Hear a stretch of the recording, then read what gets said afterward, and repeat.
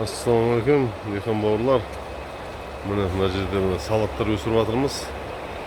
Мына салаттар бәрі органический, биологический таза болып жатыр. Мына жерде астында балықтар бар да, соған жем береді. Көріп жатсыздар ма? О балықтар да өте көп. Дихан бауырлар, көріңіздер. Бәрі астында қызыл балықтар, карповыйлар болады, сазанға ұқсаған нәрсе. Бұл өседі, ресторанға өте қымбат өтеді бұл балықтар. Өте тәтті, дәмі керемет деп жатыр.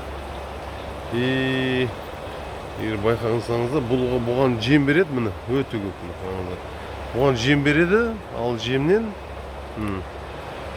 жем жеп, бұған мотор жаңа су шығарып береді жоғарғы. Міне бәрінде астында балық, үстінде мынандай зелендер өсіп жатыр. Түрлі зелен. Салаттар, нелер.